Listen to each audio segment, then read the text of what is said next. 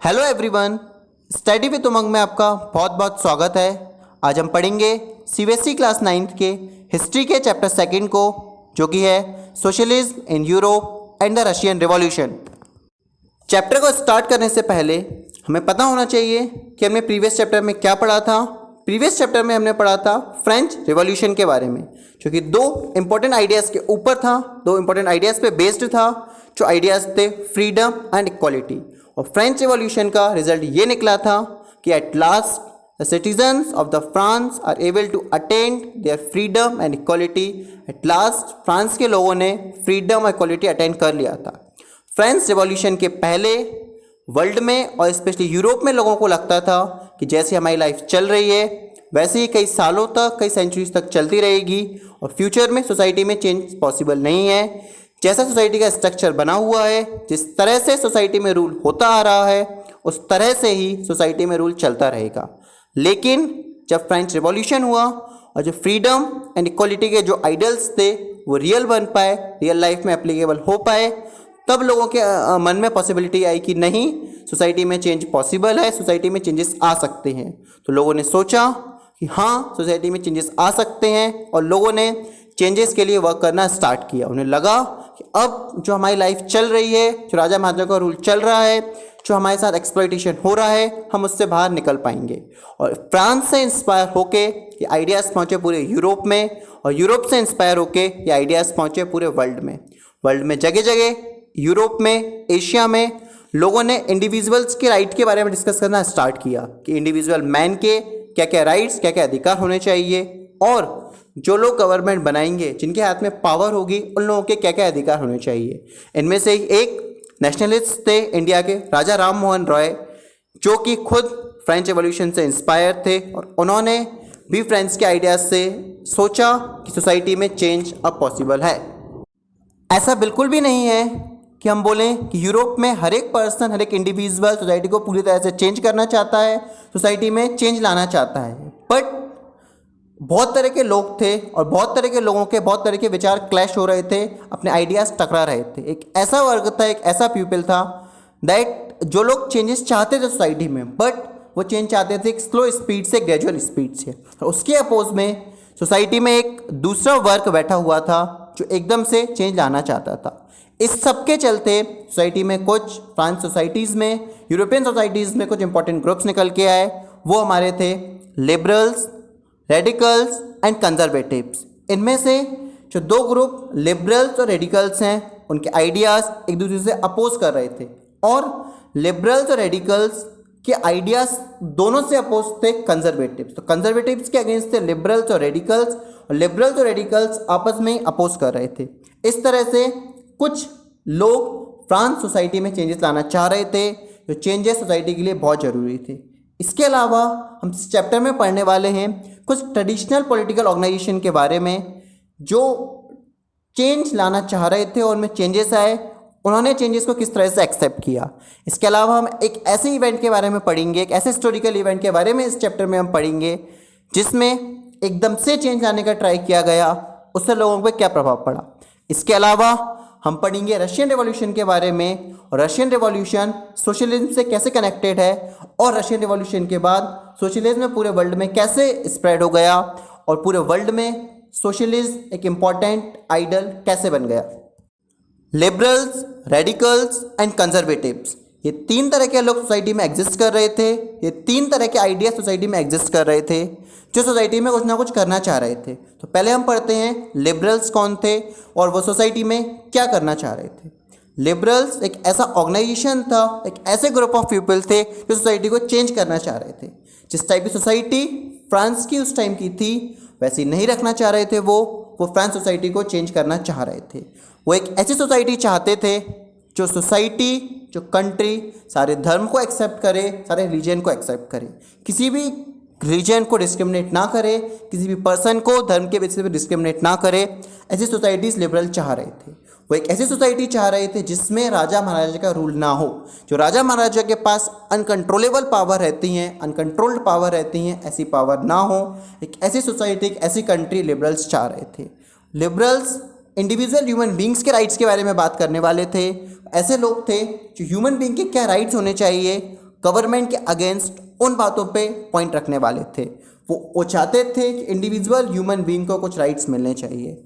Liberals चाहते थे कि कंट्री में एक रिप्रेजेंटेटिव फॉर्म की गवर्नमेंट होनी चाहिए जिसमें रिप्रेजेंटेटिव पीपल के द्वारा इलेक्ट हों, और कंट्री में रिप्रेजेंटेटिव पार्लियामेंट गवर्नमेंट होनी चाहिए जो कि कुछ लॉज के अंदर फंक्शन करेगी। कुछ लॉज होंगे, उसके अकॉर्डिंग कंट्री गवर्नमेंट फंक्शन करेगी। और वो लॉज कहाँ से आएंगे? तो वो लॉज इंडिपेंडेंट जुडिशरी द्वारा बनाए जाएंगे या फिर एक इंडिपेंडेंट ऑर्गेनाइजेशन द्वारा बनाए जाएंगे जो कि किसी के भी अंडर फंक्शन नहीं करेगा। जो पूरा इंडिपेंडेंट ऑर्गेनाइजेशन होगा वो उन लॉज को फ्रेम करेगा और उन लॉज के तहत पूरी कंट्री फंक्शन करेगी। जो रिप्रेजेंटेटिव गवर्नमेंट बनेगी वो उन लॉज के तहत फंक्शन करेगी। जो पार्लियामेंट गवर्नमेंट बनेगी वो उन लॉज के तहत फंक्शन करेगी। ये सब आइडियाज़ फॉलो कर रहे थे लिबरल्स। लेकिन liberals were not the Democrats. Liberals के आइडियाज़ डेमोक्रेटिक आइडियाज़ के सिमिलर नहीं थे। जो डेमोक्रेटिक आइडिया का मूल प्रिंसिपल होता है, जो डेमोक्रेटिक आइडियाज़ का एक बेसिक प्रिंसिपल होता है यूनिवर्सल एडल्ट फ्रेंचाइज, वो लिबरल्स फॉलो नहीं कर रहे थे। लिबरल्स नहीं चाहते थे कि सोसाइटी के हर एक नागरिक को, हर एक सिटीज़न को वोटिंग का अधिकार मिले। लिबरल्स बस ये चाहते थे कि जो लोग प्रॉपर्टी ओनर्स हैं और जो लोग नहीं, जो मैन जो प्रॉपर्टी ओनर्स हैं, सिर्फ उन्हें वोटिंग का अधिकार मिले। लिबरल्स वुमेन के वोटिंग के राइट के खिलाफ थे। सोसाइटी का दूसरा ग्रुप जो उस टाइम इमर्ज होकर आया था वो था हमारा रेडिकल्स, जो कि सोसाइटी को चेंज करना चाहता था और जिनके आइडियाज़ लिबरल्स के आइडियाज़ से बिल्कुल अपोजिट थे। बस एक आइडिया उनका सिमिलर चाहता था, वो था कि दोनों ही लिबरल्स और रेडिकल सोसाइटी में रिलीजन के बेसिस पे कोई डिस्क्रिमिनेशन नहीं चाहते थे, धर्म के बेसिस पे कोई भी भेदभाव नहीं चाहते थे। सिटीज़न को जो धर्म फॉलो करना हो वो धर्म फॉलो करना अलाउ करते थे। उसके अलावा रेडिकल्स के आइडियल्स, रेडिकल्स के विचार पूरे डिफरेंट थे लिबरल्स के। जो रेडिकल्स थे वो एक ऐसा नेशन चाहते थे, एक ऐसी सोसाइटी चाहते थे, एक ऐसी कंट्री चाहते थे जिसकी गवर्नमेंट मेजॉरिटी ऑफ पॉपुलेशन पे डिपेंड करे। इसकी जो गवर्नमेंट हो वो ऐसी हो जो मेजॉरिटी ऑफ लोग बोल रहे हैं कंट्री में ऐसी गवर्नमेंट बने, कंट्री में ऐसे लॉज बने जो मेजॉरिटी ऑफ पीपल बोल रहे हैं, जो जिस चीज़ के सपोर्ट में कंट्री की ज़्यादा से ज़्यादा जनसंख्या हो, ज़्यादा से ज़्यादा पॉपुलेशन हो कंट्री में, वैसा हो। ये आइडियाज़ थे रेडिकल्स के। रेडिकल्स उन लोगों के खिलाफ थे जो पैसे वाले लोग होते हैं और उनके हाथ में पूरी पावर आ जाती है। ऐसे सिस्टम के बिल्कुल खिलाफ थे जो कि लिबरल्स इनके साथ थे। लिबरल्स का कहना था कि वेल्दी मैन, प्रॉपर्टी वाले मैन को वोटिंग का राइट मिलना चाहिए, लेकिन इस चीज़ के पूरे खिलाफ थे रेडिकल्स। रेडिकल्स चाहते थे कि वुमेन को भी वोटिंग का अधिकार मिले। रेडिकल्स प्राइवेट प्रॉपर्टी के सपोर्ट में थे। रेडिकल्स का ऐसा कहना था कि प्राइवेट प्रॉपर्टी ओन करना कोई गलत नहीं है, लेकिन ऐसा नहीं होना चाहिए कि कंट्री की जो भी पूरी प्रॉपर्टी है वो कुछ ही प्राइवेट लोगों के पास है, बाकी लोग अनएम्प्लॉयड हैं, लोगों के पास प्राइवेट प्रॉपर्टी है ही नहीं। अगर लोग इंडिविजुअल अपनी प्राइवेट प्रॉपर्टी रखना चाहते हैं वो रख सकते हैं, लेकिन ऐसा ना हो सिर्फ कुछ ही लोगों के पास प्रॉपर्टी हो। अगर सभी लोगों के पास बराबर प्रॉपर्टी रह रही है तो प्राइवेट प्रॉपर्टी रखना कोई बुरी बात नहीं है। ये आइडियल्स पे रेडिकल्स वर्क कर रहे थे। अनदर ग्रुप ऑफ पीपल जो कि लिबरल्स और रेडिकल्स दोनों के ही अपोज था वो था हमारा कंजर्वेटिव्स। ये ऐसे लोग थे जो चाहते थे कि सोसाइटी ट्रेडिशनल फॉर्म में गवर्न हो। जिस तरह से सोसाइटी चल रही है वही सोसाइटी चलती रहे, वो कोई चेंज चाहते ही नहीं थे सोसाइटी में। लेकिन जब फ्रेंच रेवोल्यूशन हुआ उसके बाद इन लोगों को भी लगने लगा कि चेंज ज़रूरी है, कुछ चीज़ों में चेंज बहुत ज़्यादा ज़रूरी है। तो ये बोलते हैं कि हाँ चेंज कर लो, लेकिन चेंज ग्रेजुअल स्पीड से हो, चेंज बहुत ज़्यादा स्पीड से ना हो, चेंज नॉर्मल फॉर्म में हो। At the starting of 18th century के स्टार्टिंग में जो कंजर्वेटिव्स थे फ्रांस में वो बिल्कुल चेंज नहीं चाहते थे, लेकिन 19th सेंचुरी आते आते उन्हें लगने लगा कि हमें नीड है चेंज की और चेंजेस आने चाहिए। लेकिन उन्होंने बोला कि चेंजेस एक ग्रेजुअल स्पीड से होने चाहिए, थोड़े बहुत चेंजेस होने चाहिए, वो भी ग्रेजुअल स्पीड से। और चेंजेस के साथ साथ हमें हमारा ट्रेडिशनल फॉर्म, ट्रेडिशनल कल्चर भी याद रखना चाहिए, हमें उसे भूलना नहीं चाहिए। तो ये 3 ग्रुप सोसाइटी में इमर्ज हुए थे उस time, liberals, radicals and conservatives. All together all 3 want to change the society. Liberals और रेडिकल्स पूरा का पूरा चेंज करना चाहते थे, बहुत ज़्यादा चेंज करना चाहते थे सोसाइटी को, लेकिन जो कंजर्वेटिव्स थे वो थोड़ा चेंज करना चाहते थे सोसाइटीज़ को, और वो भी स्लो स्पीड के कारण। इन तीनों के आइडियाज़ आपस में टकराए, जब सोसाइटी में न्यू चेंजेस आए, जब सोसाइटी में न्यू सोशल चेंजेस आना स्टार्ट हुए, तो इन तीनों के आइडियाज़ आपस में क्लैश हुए और बहुत सारी प्रॉब्लम्स आई और बहुत कुछ नई नई चीज़ें आई। फ्रेंच सोसाइटी में, फ्रेंच कंट्री में बहुत तरह तरह के आइडियाज़ निकल के आ रहे थे। लिबरल्स, रेडिकल्स, कंजर्वेटिव्स और भी कई तरह के ग्रुप्स निकल के आ रहे थे और कई तरह के आइडियाज़ निकल के आ रहे थे। ये हमें संकेत दे रहे थे कि एक ऐसा टाइम आने वाला है, एक नया टाइम आने वाला है जिसमें बहुत सारे चेंजेस फ्रेंच सोसाइटी में पॉसिबल होंगे। एक ऐसा टाइम आने वाला है जिसमें फ्रांस कंट्री की इकोनॉमी भी चेंज होगी और सोसाइटी भी चेंज होगी और उसका इफेक्ट पूरे वर्ल्ड पे पड़ने वाला है। एक ऐसा टाइम आने वाला था जिसमें इंडस्ट्रियलाइजेशन होने वाला था, जिसमें बहुत सारी नई सिटीज़ बनने वाली थी, बहुत सारी नई कॉलोनीज़ बनने वाली थी, रेलवे एक्सपेंड होने वाला था। ऐसा कुछ नया टाइम आने वाला था। जो political changes, political idea society में दिख रहे थे, उससे ये लग रहा था इंडस्ट्रियलाइजेशन होने वाला था। इंडस्ट्रियलाइजेशन क्या होता है? Industrialization means the way of opening the industries.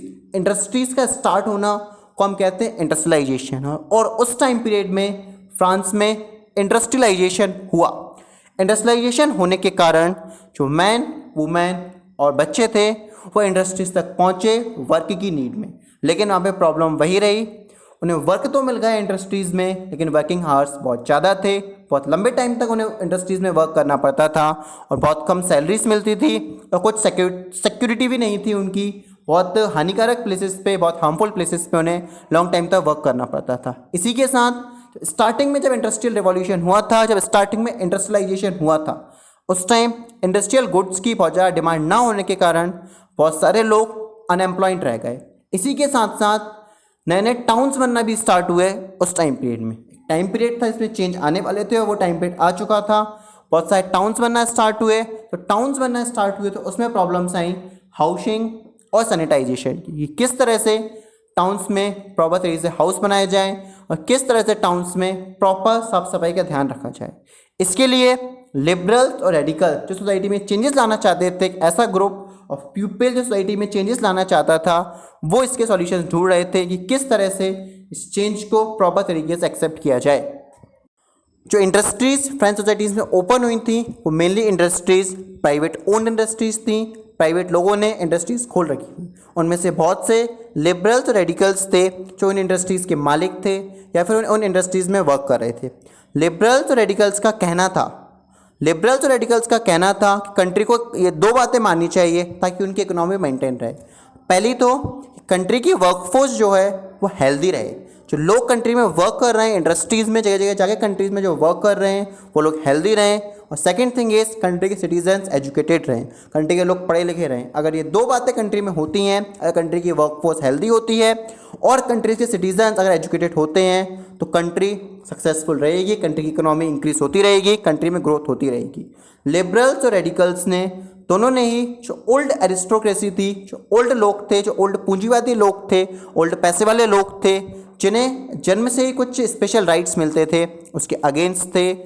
Liberals और रेडिकल्स दोनों का ही कहना था अगर इंसान को कुछ स्पेशल राइट्स मिलने चाहिए तो वो उसके कर्म के बेसिस पे मिलने चाहिए, वो उसके वर्क के बेसिस पे मिलने चाहिए।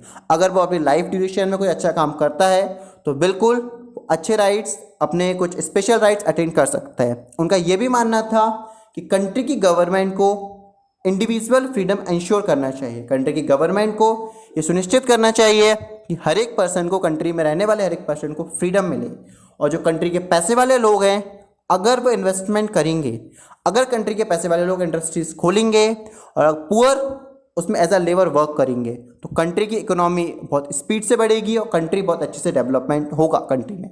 ऐसे ही कुछ आइडियाज़ के साथ लिबरल्स रेडिकल्स वर्क कर रहे थे और जो लोग इस आइडियाज़ को चाहते थे वो लोग ने लिबरल्स और रेडिकल्स के साथ मिलके वर्क करना स्टार्ट कर दिया सोसाइटी में चेंज लाने के लिए। नेशनलिस्ट एक ऐसा ग्रुप ऑफ पीपल जो कंट्री को इंडिपेंडेंट बनाना चाहता है, जो कंट्री में फ्रीडम चाहता है, आज़ादी चाहता है, वो लिबरल्स और रेडिकल्स के साथ मिलके एक ऐसा चेंज लाना चाहते थे जो कि यूरोप में 1815 तक जो गवर्नमेंट चल रही थी उसको एंड कर सके। 1815 तक यूरोप में मोनार्की रूल चल रहा था। वो लोग नेशनलिस्ट, लिबरल्स और रेडिकल्स मोनार्की रूल को यूरोप में एंड करना चाहते थे। इटली, जर्मनी, फ्रांस और रशिया, यहाँ के कुछ लोगों ने मिलके इटली, जर्मनी, फ्रांस और रशिया के नेशनलिस्ट, लिबरल्स और रेडिकल्स ने मिलके वर्क करना स्टार्ट किया मोनार्की को हटाने के लिए। जो मोनार्की चल रही थी पूरे यूरोप में उस टाइम तक 1815 तक जो यूरोप में मोनार्की चल रही थी, उस मोनार्की को हटाने के लिए जर्मनी, इटली, फ्रांस और रशिया के नेशनलिस्ट, लिबरल्स और रेडिकल्स ने चेंज लाने के लिए वर्क किया, मोनार्की हटाने के लिए वर्क किया। जो नेशनलिस्ट थे, जो लोग फ्रीडम चाह रहे थे, जो लोग इंडिपेंडेंस चाह रहे थे, वो नेशनलिस्ट एक ऐसा चेंज लाना चाह रहे थे जिसमें एक ऐसा कंट्री बन के आए, एक ऐसा नेशन बन के आए जिसमें सब सिटीजन्स को एकदम इक्वल राइट्स मिलें, सब सिटीजन्स को हर चीज़ का इक्वल राइट्स हो, किसी भी बेसिस पे सिटीजन्स में भेदभाव ना हो। 1815 के बाद गिसेप्पी मज़ीनी एक इटालियन नेशनलिस्ट हैं। 1815 के बाद गिसेप्पी मज़ीनी एक इटालियन नेशनलिस्ट हैं। उन्होंने बाकी अदर लोगों के साथ मिलकर एक प्लान बनाया और इटली में नेशनलिस्ट स्थापित कर दिया और इटली में एक ऐसी सोसाइटी बना पाए, इटली को फ्रीडम दिला पाए और इटली को इंडिपेंडेंट कंट्री बना पाए। इसके बारे में गिसेप्पी मज़ीनी के वर्क के बारे में, जिस तरह से इन्होंने इंडिपेंडेंट अचीव किया इटली में और इटली को एक प्रॉपर सोसाइटी बना पाए, इटली में चेंजेस ला पाए, उसके बारे में इंडिया के भी बहुत सारे इंपॉर्टेंट नेशनलिस्ट पढ़ा करते थे। Socialism in Europe. अब हम पढ़ेंगे सोशलिज्म क्या होता है और यूरोप में सोशलिज्म कैसे आया, यूरोप में सोशलिज्म कैसे स्प्रेड हुआ। पहले मैं आपको बताता हूँ सोशलिज्म क्या होता है, फिर हम पढ़ेंगे कि फ्रांस की टर्म में सोशलिज्म का क्या मीनिंग थे, फ्रांस में रहने वाले लोगों के सोशलिज्म के मीनिंग क्या निकाले। मेनली सोशलिज्म एक ऐसा पॉलिटिकल आइडिया होता है जो इस बेसिस पे बना होता है, जो इस बिलीफ पे बना होता है कि सारे सिटीजन्स कंट्री में रहने वाले इक्वल हैं, जो कंट्री के सारे रिसोर्सेज हैं, जो कंट्री की सारी प्रॉपर्टी है, उन लोगों में इक्वली डिवाइड हो। एक तरह की गवर्नमेंट होती है जो इस आइडिया पे बिलीव करती है कि सोशलिज्म एक तरह की गवर्नमेंट होती है जो इस आइडिया पे बिलीव करती है कि सारे सिटीजन्स जो कंट्री में रह रहे हैं वो सभी सिटीजन्स एकदम इक्वल हैं और जो कंट्री के रिसोर्सेज हैं वो उन सभी लोगों में एकदम इक्वली डिवाइड होने चाहिए, एकदम इक्वली मिलने चाहिए। ये सब तो सोशलिज्म के प्रिंसिपल्स हैं। लेकिन सोशलिज्म यूरोप में कैसे आया? मिड 19th सेंचुरी तक सोशलिज्म के बारे में यूरोप में कुछ लोगों ने बातें करना स्टार्ट कर दिया था। जैसा कि हमें पता है सोसाइटी में चेंजेस आ रहे थे, तो मिड 19th सेंचुरी तक यूरोप में बहुत से लोगों ने सोशलिज्म के बारे में बातें करना स्टार्ट कर दिया था और उनका कहना था कि सोसाइटी में सोशलिज्म होना चाहिए, फ्यूचर की सोसाइटी में सोशलिज्म होना चाहिए, सोशलिज्म से हम एक बहुत अच्छी सोसाइटी बना सकते हैं। जो लोग सोशलिज्म को फॉलो करते हैं उन्हें हम बोलते हैं socialist. The one who follow the socialism और the one who follow the principle of socialism are known as socialist. जो सोशलिस्ट थे वो प्राइवेट प्रॉपर्टी के एकदम खिलाफ थे। जो सोशलिस्ट जो लोग थे, जो सोशलिस्ट की गवर्नमेंट थी, सोशलिस्ट को फॉलो करने वाले, सोशलिज्म को फॉलो करने वाले जो सोशलिस्ट थे वो प्राइवेट प्रॉपर्टी के एकदम खिलाफ थे। उनका मानना था कि जो प्राइवेट प्रॉपर्टी है, जो प्राइवेट प्रॉपर्टी के ओनर्स हैं, सोसाइटी में जितनी भी तकलीफ़ें आ रही हैं, जितनी भी प्रॉब्लम्स आ रही हैं, इनके रूट कॉज है। Private properties are the root cause of all the social ills that are happening in the society. Society में जितनी भी सामाजिक प्रॉब्लम्स हो रही हैं वो सभी प्राइवेट प्रॉपर्टी के कारण हो रही हैं। ऐसा सोशलिस्ट का मानना था। ऐसा क्यों मानना था? ऐसा उनका इसलिए मानना था क्योंकि जो प्राइवेट प्रॉपर्टी ओनर्स होते हैं वो पुअर लोगों को जॉब प्रोवाइड करते हैं। जो प्राइवेट प्रॉपर्टी ओनर्स होते हैं, सपोज उन्होंने अपनी लैंड पे इंडस्ट्री बना दी, उससे वो पुअर लोगों को जॉब प्रोवाइड करते हैं। पुअर लोग वर्क करते हैं, उससे अर्निंग होती है प्राइवेट प्रॉपर्टी ओनर्स की। प्राइवेट प्रॉपर्टी ओनर्स, जो वर्कर्स एक्चुअल में मनी जनरेट कर रहे हैं, उन्हें भूल के खुद के प्रॉफिट में लग जाता है और इससे जो वर्कर्स हैं उनका एक्सप्लॉइटेशन होता रहता है। इसलिए जो सोशलिस्ट हैं उनका कहना है कि private property owners, private property is the root cause of all problems. जो प्राइवेट प्रॉपर्टी ओनर होता है, जो वर्कर्स हैं उन पे ध्यान नहीं देता, वो खुद प्रॉफिट कैसे ज़्यादा से ज़्यादा अटेन किया जाए उस पर ध्यान देता है। इसके बजाय सोशलिस्ट एक ऐसी सोसाइटी चाहते हैं जिसमें कोई एक ओनर ना हो, पूरी सोसाइटी ही अपने आप में उस प्रॉपर्टी के ओनर हो और सोसाइटी के सभी लोग साथ में मिलजुल के कॉमन बेनिफिट के लिए वर्क करें तो कंट्री सक्सेसफुल होगी, कंट्री का हर एक नागरिक सक्सेसफुल होगा। इन प्रिंसिपल्स के साथ चेंज लाने के लिए सोशलिस्ट ने वर्क करना स्टार्ट किया। How could a society without a property operate? अगर हम सोशलिस्ट के साथ जाएं तो वो प्राइवेट प्रॉपर्टी के खिलाफ है। अगर प्राइवेट प्रॉपर्टी ओनर्स नहीं होंगे, किसी के पास प्रॉपर्टी नहीं होगी, तो सोसाइटी कैसे ऑपरेट होगी? और सोशलिस्ट सोसाइटी के क्या बेसिस होंगे, किन प्रिंसिपल पर सोशलिस्ट सोसाइटी वर्क करेगी? जो सोशलिस्ट सोसाइटी है कैसे चल पाएगी बिना प्रॉपर्टी ओनर्स की? तो इसके आंसर हमारे पास ये आते हैं, जो सोशलिस्ट सोसाइटी है वो फ्यूचर सोसाइटी होगी। जो आने वाला समय आएगा, सोशलिस्ट लोगों का कहना है, जो आने वाला समय आएगा उसमें सोशलिस्ट सोसाइटी होगी और उनके डिफरेंट व्यूज़ आएंगे, डिफरेंट ओपिनियंस आएंगे। कुछ लोगों का ऐसा मानना है कि जो सोशलिस्ट हैं वो वर्क करते हैं कोऑपरेटिव्स के आइडियाज़ पे। कोऑपरेटिव्स क्या होते हैं? सोशलिस्ट ने तो बोल दिए कोऑपरेटिव्स के आइडियाज़ पे वो वर्क करेंगे, तो कोऑपरेटिव्स होते क्या हैं? कोऑपरेटिव्स कुछ नहीं होते, एक जनरल ऑर्गेनाइजेशंस होते हैं जो सब मिलजुल कर कॉमन बेनिफिट के लिए वर्क करते हैं और जितनी भी अर्निंग होती है वो सब में डिवाइड की जाती है on the basis of their work. Cooperatives are the general normal institutions which work together for equal common benefit and the profit is shared among their members depending on how much they have worked. इस cooperative के ideas पे socialist work करेंगे, ऐसा socialist का कहना है। Robert ovum एक English manufacturer हैं, एक इंग्लिश नेशनलिस्ट है। रॉबर्ट ओवम इन्होंने एक कोऑपरेटिव सोसाइटी फाउंड करी, उसका नाम है new harmony in Indiana in USA. इसके अलावा जो सोशलिस्ट हैं उनका मानना है कि जो कोऑपरेटिव्स हैं, जो इंस्टीट्यूशंस हैं, जो कॉमन बेनिफिट के लिए वर्क करेंगे वो तब तक पावर में नहीं आ सकते, तब तक लागू नहीं हो सकते, तब तक गवर्नमेंट उन्हें प्रमोट करना स्टार्ट ना करे। इसी के लिए 1850 में फ्रांस गवर्नमेंट ने कोऑपरेटिव्स को प्रमोट करना स्टार्ट किया। फ्रांस गवर्नमेंट ने 1850 में कोऑपरेटिव्स को प्रमोट करना स्टार्ट किया, सोशलिस्ट के आइडिया को प्रमोट करना स्टार्ट किया और कैपिटलिस्ट को रिप्लेस कर दिया। अब यहाँ पे बात आती है कि कैपिटलिस्ट कौन होते हैं? कैपिटलिस्ट को हिंदी में हम बोलें, हिंदी में उन्हें बोलते हैं पूंजीवादी। ऐसे लोग कंट्री के जो बहुत ज़्यादा अमीर होते हैं, जिनके पास गवर्नमेंट को चलाने की शक्ति होती है, जिनके पैसों से ही सरकार चलती है, जिनके पैसे से ही कंट्री चलती है, वो होते हैं कैपिटलिस्ट। और फ्रांस गवर्नमेंट ने 1850 में कैपिटलिस्ट को रिप्लेस किया और कोऑपरेटिव्स को प्रमोट करना स्टार्ट किया। लोगों से बोला कि अपने इंस्टीट्यूशंस बनाओ और कॉमन बेनिफिट के लिए वर्क करो तो कंट्री डेवलप हो पाएगी, कंट्री ग्रो हो पाएगी। कार्ल मार्क्स एक जर्मन फिलोसोफर हैं, एक हिस्टोरियन है, एक वेल एजुकेटेड पर्सन है।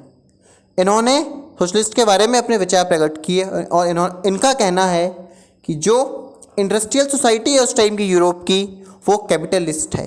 जो इंडस्ट्रियल सोसाइटी है उसे वहाँ के पूंजीवादी लोग चला रहे हैं और वो इस तरह से चला रहे हैं कि पूंजीवादी लोग जो कैपिटलिस्ट हैं वो इन्वेस्टमेंट करते हैं और अपने प्रॉफिट के बारे में सोचते रहते हैं। जो लोग वर्क कर रहे हैं उनके बारे में नहीं सोचते।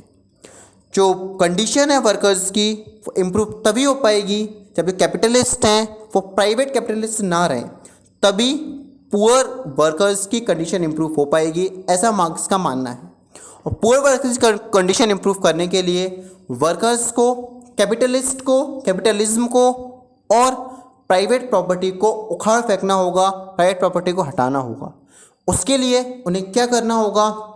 अगर वर्कर्स चाहते हैं कि उनका कैपिटलिस्ट के थ्रू जो एक्सप्लॉइटेशन हो रहा है, कैपिटलिस्ट के द्वारा जो शोषण हो रहा है वो रुक जाए, तो उसके लिए वर्कर्स को एक ऐसी सोसाइटी बनानी होगी, एक ऐसी सोसाइटी बनानी होगी जो सोशलिस्ट के प्रिंसिपल पे बेस्ड होगी और जिसमें सभी लोग मिलजुल कर कॉमन बेनिफिट के लिए वर्क करेंगे। अगर पुअर पीपल वर्कर्स एक ऐसी सोसाइटी बना पाते हैं जिसमें सभी लोग मिलजुल के कॉमन बेनिफिट के लिए वर्क करेंगे तो कम्युनलिज्म जो तो कैपिटलिस्ट बंद हो जाएगा और प्राइवेट प्रॉपर्टीज़ बंद हो जाएंगी और वर्कर्स को अपने खुद के राइट्स मिल पाएंगे। अगर ऐसी सोसाइटी बन गई तो सोसाइटी का नाम होगा कम्युनिस्ट सोसाइटी।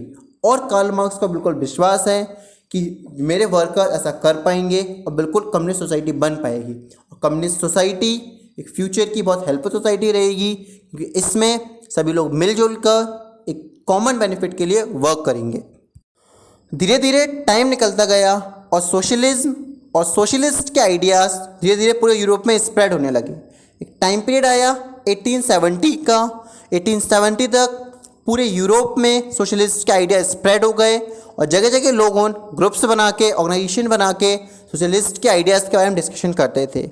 तो सभी आइडियाज़ को आपस में कोऑर्डिनेट करने के लिए यूरोप के लोगों ने सोचा एक ऑर्गेनाइजेशन बनाना चाहिए, एक इंटरनेशनल बॉडी बनानी चाहिए।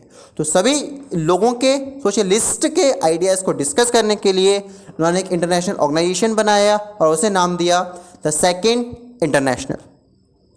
इंग्लैंड और जर्मनी के वर्कर्स ने, इंग्लैंड और जर्मनी के जो फैक्ट्री वर्कर्स थे, उन लोगों ने भी अपना एक ऑर्गेनाइजेशन बना लिया, जो ऑर्गेनाइजेशन लोगों की वर्किंग कंडीशन इंप्रूव करने के लिए काम करेगा और लिविंग स्टैंडर्ड इंप्रूव करने के लिए काम करेगा। उस ऑर्गेनाइजेशन ने छोटे मोटे फंड इकट्ठे करना स्टार्ट किए और लोगों से डिमांड करी कि जो गवर्नमेंट से डिमांड करी कि जो हमारे वर्किंग आवर्स हैं उसे कम करो और अपनी वोटिंग के लिए अधिकार मांगे कि क्यों सभी लोगों को वोट का अधिकार नहीं मिलता। इस जगह जगह यूरोप की बहुत सी कंट्रीज़ में लोगों ने अपने अपने ऑर्गेनाइजेशंस बनाए और अपने अपने राइट्स के खिलाफ गवर्नमेंट से अपने राइट्स मांगे।